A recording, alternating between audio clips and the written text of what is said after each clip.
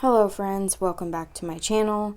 This has definitely been an interesting last couple of days. Let's not forget that this is about Quinton.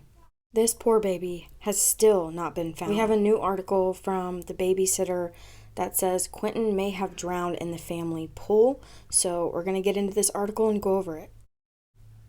Quinton Simon's babysitter exclusively told Fox News Digital that she found the boy and his toddler brother alone in the family's pool over the summer and now suspects the missing boy drowned.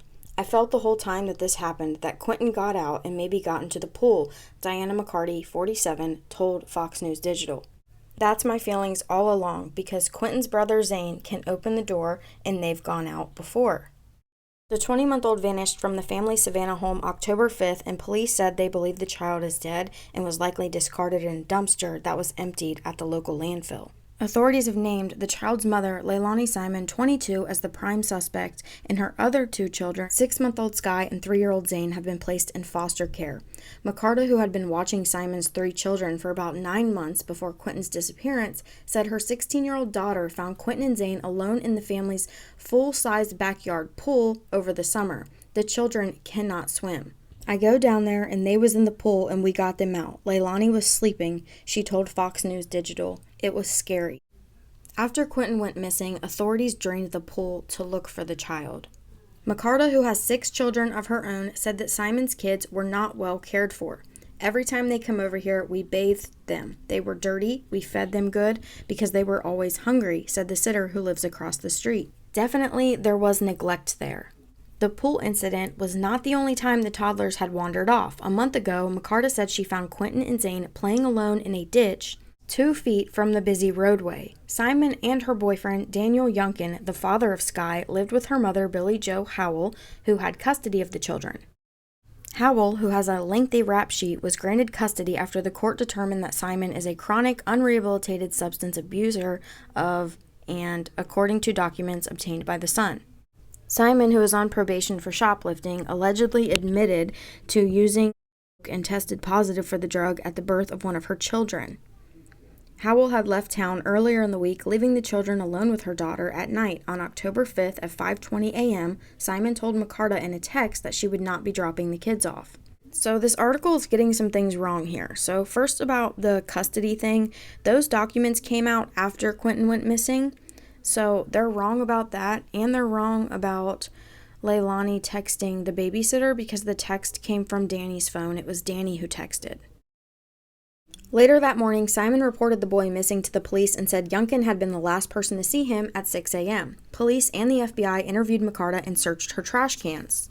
McCarta and her family are heartbroken. He's a loving baby, she said. We're just praying every day. We're praying that he is found and that he's found safe.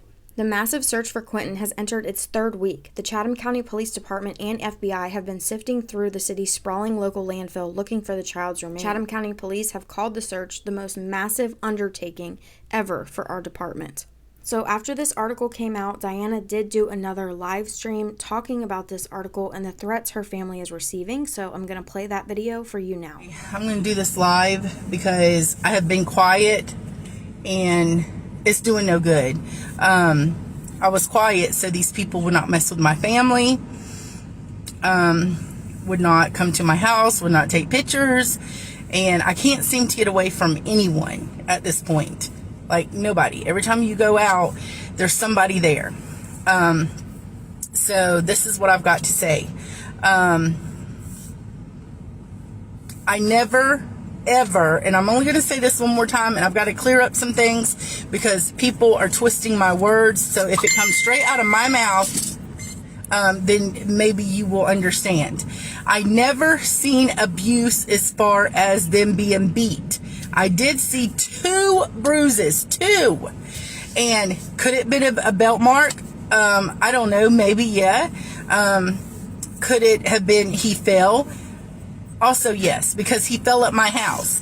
I am not 100% sure. I am not a doctor. I do not know what the 2 bruises were from. Did I see bruises before a couple of weeks ago? No, I have not. Now, my family's been getting a lot of threats, okay? And I haven't been talking, so I'm talking now. My daughter They had to put it on the news, Fox News, as me saying it.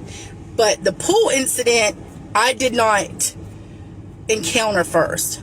My daughter, Leilani, had texted, and this has been a couple months ago. Leilani had texted my daughter that night to see if we could pick them up for her that morning. I was already in bed. My daughter told me the next morning when I got up to cook breakfast. I said, okay, we live catty corner 2 houses down.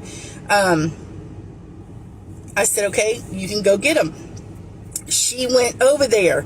She calls me and tells me they're in the pool by themselves. Both boys. So I go over there. We take them back to our house. We knock on the door. We call Leilani. At first, they stayed in the upstairs room. I know this because I cleaned her house one time. Did I have a key to her house? No, I did not. Did I go in her house multiple times? No, I did not. So, finally, she calls back. We tell her we have the boys, but they were in the pool. Okay. Everyone is asking me about defects. I am so tired of hearing about defects. There was an open case. Facts was involved. Okay. Multiple people have called defects. I tried not to get on here and say a lot, except for when this first happened, because I have my family to think of as well. Was there neglect? Absolutely. Did they beat them? I never witnessed it. So this is what I'm saying to y'all. This is what I know. Yes, I did a Fox News update, and because nobody leaves me alone. So that is what I'm telling y'all. I do not know anything but that. I have not changed my story. It is still the same. I cannot determine if it was bruises from being beat or falling. I'm not an expert. So if y'all, can look at the bruises and tell exactly what it was from, then, I don't know. But we love the kids. I'm not involved in this. They was not with me that day. What happened to Quinton, or what has happened, or where he is, I do not know. But he was not at my house.